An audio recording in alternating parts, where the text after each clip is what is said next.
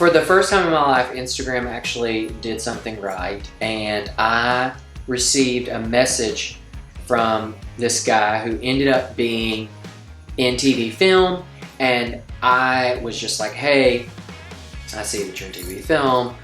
If you ever have a spot in a movie for someone that has an inescapable Southern drawl, please keep me in mind. And I said, for example, Reba McEntire in Tremors, which is only the greatest movie ever made. And he said, actually, we're producing this Christmas movie for TV that I would really love for you to write an original song for this line dancing scene that's happening. No guarantees. It's just going to be a demo that we ask you to do, and just pitch it to the executives to see if they'll even go for it. And so I was like, okay. It happened to line up right when I was signing my deal with One Vision Music, and so I brought Anastasia Brown on, who's like this TV and sync genius, and has been doing it for so long that I knew if she was on my side that we could maybe get this thing pulled off. And so I wrote this song that, sometimes I write songs that take me a long time. I'll have a hook for a long time. And then other times I write a song that is just top to bottom, all in one sitting.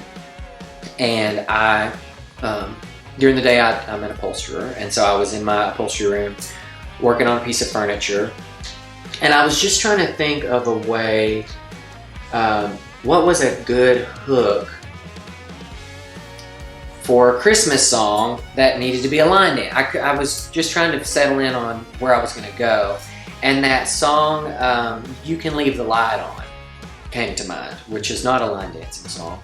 But I was thinking about that because I think it was in the movie 9.5 Weeks or something. And I thought, okay, so You Can Leave Your Light On. And then I think there's also a song that's You Can Leave Your Hat On, maybe. And that led me to You Can Hang Your Hat on My Christmas Tree. And as soon as I came up with that hook, I started working backwards from that. Call Me Mr. Mistletoe, handing kisses out for free. You can hang your hat on your Christmas tree. And so for one whole day, I had this chorus that I was the tag to the chorus that I knew I was going to use, but I couldn't crack the rest of it. And then the next night, I went and laid down in my bed and got my guitar out and my notebook.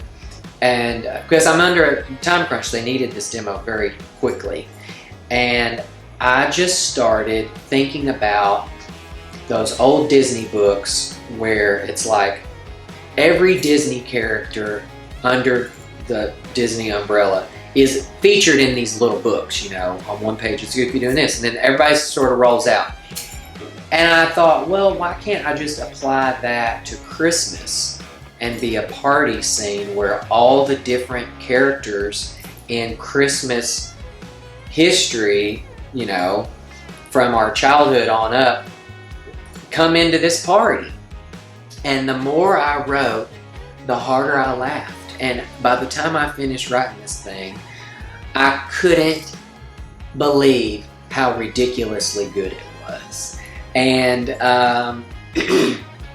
I was afraid that I was totally wrong and that I was only one that was going to think this was good. But I sang it into my phone. I sent it to my producer, Skylar. What the hell is Skylar's last name? Skylar Wilson. Thank you, person off camera that who knows who they are. And so I sent it to my producer, Skylar Wilson, and I said, even on the work tape, I said, I can't play, blues guitar, but I'm gonna sort of sing the guitar part and you'll get the gist. And sure enough, he sent back this very basic track with he was banging on the keyboard, and it was just a placeholder, but it was enough to send to these movie people.